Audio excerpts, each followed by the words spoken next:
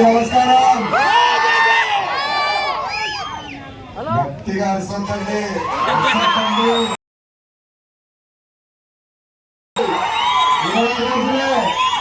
20 రోజుల తర్వాత గట్టిగా ఇస్తాం.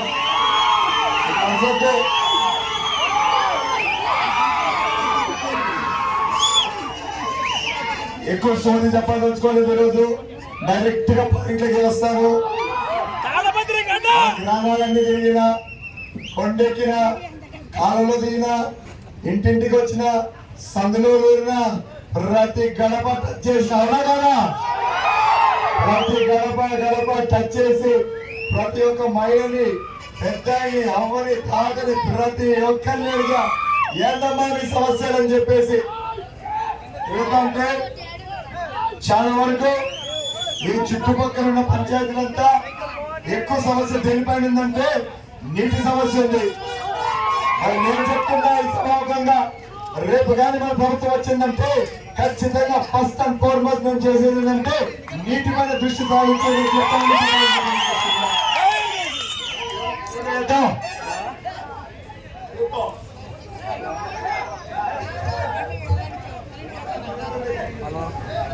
అదేవిధంగా కొన్ని ఊర్లలో చిన్న చిన్న రోడ్ల సమస్య చెప్తారు. నిజంగా చెప్పాలంటే ఈ మీటింగ్ లో నేను రోడ్ల ప్రస్తావన చేయకూడదు, అయినా కానీ చెప్తున్నాను.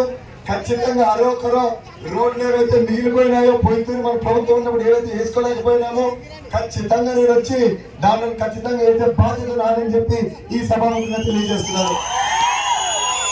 అదేవిధంగా రోడ్లతో పాటు చిన్న చిన్న డ్రైనేజ్ సమస్యలు కూడా ఉన్నాయి, అవి కూడా చేద్దాం ఖచ్చితంగా. గట్టి చెప్పు అందరూ, ఏందో చెప్పు.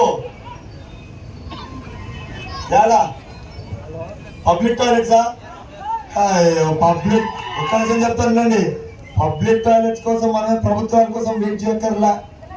2 రోజులు ఓపిక పట్టండి. ఎప్పుడైతే ఎన్నికల కోడ్ ఎత్తేస్తారో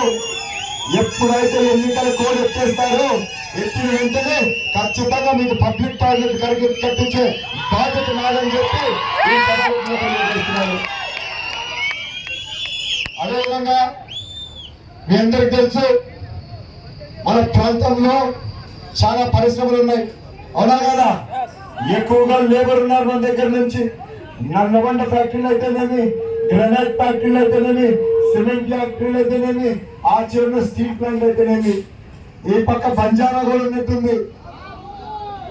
లాస్ట్ 5 ఏళ్ల నుంచి నేను చూస్తున్నా మన ప్రాంతం వాళ్ళు ఎక్కువగా ఉద్యోగాలు సంపాదించలేకపోతున్నారు ఇక్కడ.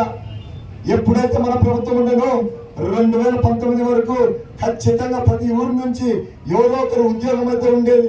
నేను ఈరోజు చెప్తున్నా, ఖచ్చితంగా రేపు కానీ మన ప్రభుత్వం వచ్చాక అధిష్టానంతో మాట్లాడి చూద్దాం ఎంతవరకు మనం లోకల్ గా ఎక్కించుకోవద్దానో.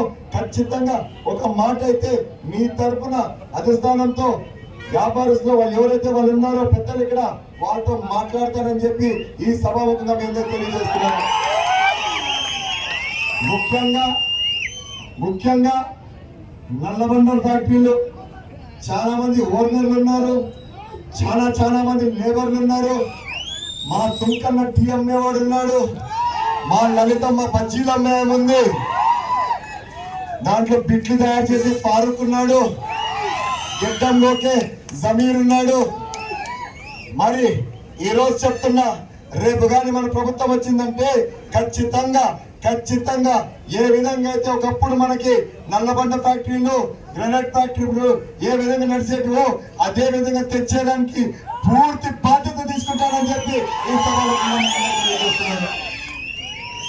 మరి ఇకపోతే మన సంక్షేమ పథకాల గురించి మాట్లాడదాం. మీ అందరికి సంక్షేమ పథకాలు కొత్తవేం కాదు. ఏమమ్మా, మీరు ఖచ్చితంగా శ్రద్ధ పెట్టాలని నేను చెప్పేదాని గురించి. ఎందుకంటే మహిళల గురించి చాలా పెట్టాడమ్మా మా చంద్రన్న. ఈసారి చాలా మందికి ఒక అపోహ ఉంది, ఎస్పెషల్లీ తెల్ల చుట్టూ వాళ్ళకి.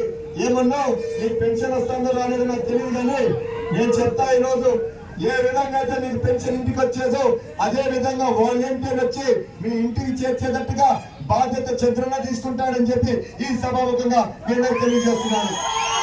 బాధ్యత చంద్రన్న ఎందుకన్నాడంటే ఖచ్చితంగా అమలు చేస్తాడు, చెప్పింది చేస్తాడని చెప్పి ఈ సభాముఖంగా తెలియజేస్తున్నాను.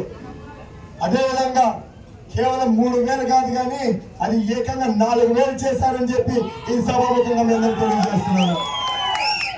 అదేవిధంగా మీరందరూ చూశారు, జగన్మోహన్ రెడ్డి గారు ఎన్నికలకు ముందు 2019లో ప్రతి ఒక్కరిని నా బీసీ, నా ఎస్సీ, నా ఎస్టీ అని చెప్పి ప్రతి ఒక్కరిని మోసం చేశాడు. అలా కదా? నేను అడుగుతున్నాను మీ అందరినీ, పేరుకి మాత్రం పరిమితమైన కార్పొరేషన్లు ఇవ్వాలా? నీకు రూపాయల్లోనూ రాని కార్పొరేషన్లు ఇవ్వాలా? నేను ఈరోజు సభాముఖంగా మీ అందరికి తెలియజేస్తున్నా, రేపు కానీ మనం ప్రేమించే ప్రభుత్వము, మనం ఎన్నుకున్న ప్రభుత్వము, మనం ఎన్నుకోబోయే ప్రభుత్వం ఏదైతే తెలుగుదేశం పార్టీ ఉందో, రేపు కానీ మన ప్రభుత్వం ఫామ్ చేశామంటే ఖచ్చితంగా రేపు ఏ విధంగా అయితే మీకు బీసీ లోన్లు, ఎస్సీ లోన్లు వచ్చాకో అదే విధంగా వచ్చేటట్టుగా బాధ్యత తీసుకుంటామని చెప్పి ఈ సభాముఖంగా తెలియజేస్తున్నాను. అదేవిధంగా మీ దగ్గరికి వస్తానంటే మాత్రం చెప్తా, ఖచ్చితంగా గంగాధరు నువ్వు చెప్పింది నేను చేస్తానే. ఏమంటున్నానంటే చాలా మంది అర్హులు ఉన్నారు, ఎవరికైతే పెన్షన్ రావాలంటే ఆ పెన్షన్ రాకుండా ఏం చేశాడు? కోత కోసాడు. ఏ దానికి కోత కాలేదు. ఎన్నికల ముందు ఏం చెప్పాడు? ప్రతి ఇంట్లో ఎంతమంది ఉంటే అంతమందికి 15,000 రూపాయలు ఇస్తానని చెప్పాడు. అలా కదా పిల్లలకి? ఏం చేశారు తర్వాత? ఏం చేశాడు? కోతి మారేశాడు. ఈ రోజు సభాముఖంగా చెప్తున్నా, ఏమి దిగులు పెట్టుకోవద్దండి. ఒక బిడ్డ కాదు, 2 బిడ్డలు కాదు, 3 కాదు, 4 కాదు, 5 మంది ఉన్న ప్రతి బిడ్డకి 15,000 రూపాయలు నేను ఇంటికి వస్తానని చెప్పి ఈ సభాముఖంగా తెలియజేస్తున్నారు. అదేవిధంగా గ్రామ తిరిగిన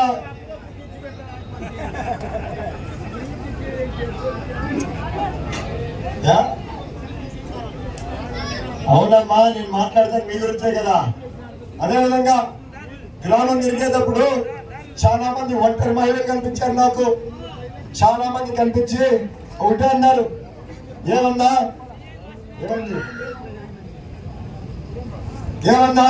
మాకు దిక్కు లేదు, మమ్మల్ని కాపాడేవాళ్ళు ఒకరు కూడా లేరు, మమ్మల్ని ఏదో ఒకటి చేసి మమ్మల్ని కాపాడని చెప్పి అడిగారు. నేను ఒకటే చెప్తున్నా ఈరోజు, ఏమ్మా దిగులు పెట్టుకోవద్దు, మీకు మా చంద్రన్న ఉన్నాడు. ఏమన్నాడంటే ఖచ్చితంగా 18 ఏళ్ళు దాటినాయంటే చాలు ప్రతి మహిళకి ఇంటికి నేరుగా 15 పెన్షన్లా వస్తుందని చెప్పి ఈ సభాముఖంగా తెలియజేశాను. మళ్ళా మీ దగ్గరకు వస్తున్నానమ్మా. ఇంకోటి ఉంది, మీకు చాలా సార్లు చూస్తాంట, మీ మగవారు ఊళ్ళకి పోవచ్చు, మీ మగవారు తీర్థయాత్రలకు పోతారు కానీ మిమ్మల్ని ఎప్పుడు ఎక్కించుకొని పోరు. నేను చూస్తూ ఉంటా, అడుగుతా ఉంటా. కానీ మీరందరూ నాకేం చెప్తారంటే, ఖర్చు అవుతుందన్నా, అందుకే మేము పోలేము, ఒకరు పోతే 2 సీట్లు పోతే ఖర్చు అవుతుంది అని చెప్పి నేను ఈరోజు చెప్తున్నాను మీ అందరికి, రేపటి నుంచి మీ అత్తగారింటికైనా పోవచ్చు, మీ అమ్మగారింటికైనా పోవచ్చు, ఖచ్చితంగా జిల్లా వ్యాప్తంగా మీరు ఎక్కడికి పోవాలంటే పోండి, మీరు ఉచితంగా ప్రయత్నం చేయొచ్చు అని చెప్పి ఈ సభాముఖంగా తెలియజేస్తారమ్మా మీకు. అదేవిధంగా మన రైతులు ఉన్నారు. ఇంకా రైతుల విషయానికి వస్తే నిజంగా చెప్పాలంటే ఏడుపు వస్తుంది. రైతే రాజు అన్నాడు కానీ రైతు నోట్లో మట్టి కొట్టాడా లేదా? మన ప్రభుత్వంలో ఒకప్పుడు మన తెలుగుదేశం ప్రభుత్వం ఏదైతే ఉందో ప్రతిసారి ప్రతి రైతుకి ఎకరా ఉన్నా కానీ 2 ఎకరాలు ఉన్నా కానీ 8 ఎకరాలు ఉంటాయి కానీ 90% సబ్సిడీతో డ్రిప్ ఇరిగేషన్ ఇచ్చాడు. అవునా కదా? ఎక్కడికి పోయినాయా డ్రిప్ ఇరిగేషన్లు, ఎక్కడికి పోయినాయా పనిముట్లు, ఎక్కడికి పోయినాయా ట్రాక్టర్లు? మరి నేను ఈరోజు చెప్తున్నా, ఏ విధంగా అయితే మన ప్రభుత్వం ఉండేదో అదే విధంగా రేపు కానీ మీరు ఓట్లేసి గెలిపించి మన ప్రభుత్వం తెచ్చుకున్నారంటే ఖచ్చితంగా రైతుకి కాపాడతారని చెప్పి ఈ సభాముఖంగా తెలియజేస్తున్నాను. ఏమమ్మా మళ్ళా నీ దగ్గరకు వచ్చేదా లేదా? గ్రామం తిరిగినప్పుడల్లా ప్రతి మహిళను అడిగా, ఏమమ్మా మీకు ఎన్ని సిలిండర్లు ఖర్చు అయితే సంవత్సరానికి అని అడిగాను. అప్పుడు ఏమన్నారంటే, ఏమన్నా పరిస్థితిని బట్టి కొన్నిసార్లు 6 సిలిండర్లు కావచ్చు, కొన్నిసార్లు 9 సిలిండర్లు కావచ్చు అన్నారు. ఏమమ్మా నేను చెప్తా, ఈరోజు మీకు ఓ చిన్న సలహా కూడా ఇస్తా. మీకు ఖచ్చితంగా రేపు మన ప్రభుత్వం వచ్చిందంటే ఏ దానికి మీ 6 సిలిండర్లు అయితే ఖచ్చితంగా 3 సిలిండర్లు ఉచితంగా ప్రభుత్వం ఇస్తుందని చెప్పి ఈ సభకు తెలియజేస్తా. నేను ఇంకో చెప్తాన్నా, నీకే చెప్తున్నా తల్లి, నీకే చెప్తున్నా, నువ్వు చెయ్యెత్తావు కాబట్టి ప్రత్యేకంగా నీకు చెప్తున్నా. ఇంకోటి చెప్తా, ఈ 3 సిలిండర్కి మాత్రం మీ భర్త గారి దగ్గర నుంచి ఖచ్చితంగా డబ్బు తీసుకోమ్మా. ఎందుకంటే ఇంట్లో పొదుపు చేసేది ఎవరంటే అది మీరే. సో ఖచ్చితంగా ప్రతి సిలిండర్ ఖర్చు తీసుకొని కూడా పెట్టి నీ కొడుకో నీ కూతురుకో బంగారు బతుకొచ్చేయచ్చమ్మా. సంతోషం. అదేవిధంగా మీ సంక్షేమ పథకాలు చెప్పారు చాలా, ఇంకా చెప్పుకుంటూ పోతే చాలా ఉన్నాయి. ఇంకోటి కూడా ఉంది, మన బీసీలు, మన ఎస్సీలు, మన ఎస్టీలు తెలుసా తెలీదా? 50 ఏళ్ళకే ఎంత 4,000 పెన్షన్ నేరుగా వాలంటీర్ ఏ విధంగా ఇస్తాడు అదే విధంగా కొనసాగిస్తాం. అదే విధంగా చెప్తున్నా, ఇక్కడ వాలంటీర్లు ఉన్నారా లేదా నాకు తెలియదు, కానీ ఖచ్చితంగా ప్రతి వాలంటీర్కి నేను చెప్తున్నా, ఈ రోజు మీ ఉద్యోగాలు ఆవేదనగా ఉంటాయి.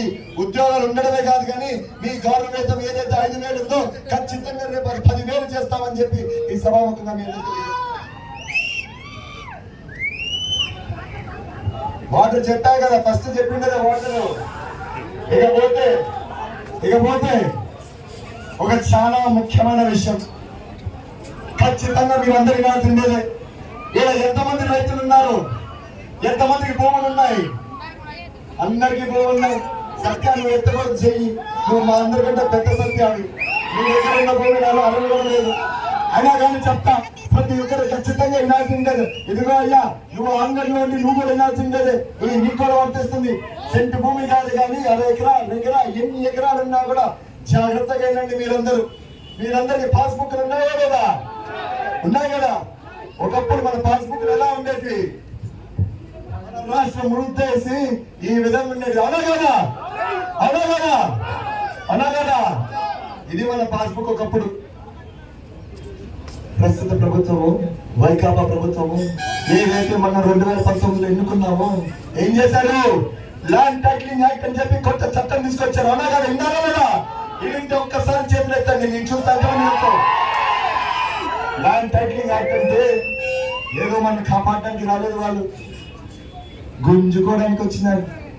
ఏం గుంజుకుంటున్నారు? మన భూములు. ఏమయ్యా జాగ్రత్త పడండి.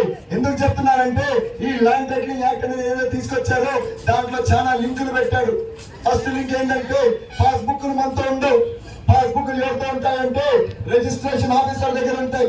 దాని అర్థమైంది, రేపు పొద్దున ఒకవేళ పొరపాటున మనం ఓట్లేసి మళ్ళా వైఎస్ఆర్ ప్రభుత్వం తెచ్చుకున్నామంటే ఏ విధంగా అయితే సచివాలయాన్ని అప్పు పెట్టి తెచ్చుకున్నాడో డబ్బులు, అదే విధంగా ఒకటే మాట అంటాడు బ్యాంకర్ దగ్గరికి వెళ్ళి, అయ్యా మా ప్రజలు స్వచ్ఛందంగా వాళ్ళ భూములు ఇచ్చారు, ఇవంతా పెట్టుకొని నాకు డబ్బులు ఇవ్వండి, నేను సంక్షేమ పథకాలు ఇవ్వనంటాడు.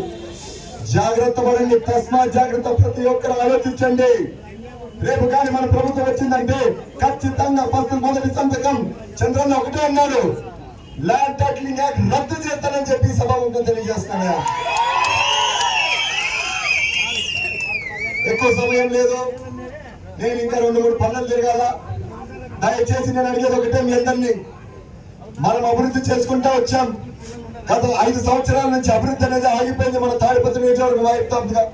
సో దయచేసి ఒక్కసారి ఆలోచించండి.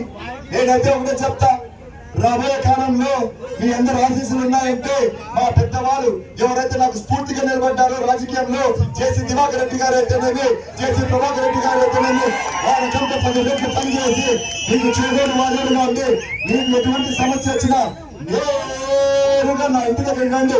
ఖచ్చితంగా నా పరిధిలో ఉన్న ఏ సమస్య అయినా తీర్చేయడానికి నేను ముందుంటానని చెప్పి ఈ సభాముఖంగా మీ అందరికీ తెలియజేసుకుంటా సెలవు తీసుకుంటున్నాను.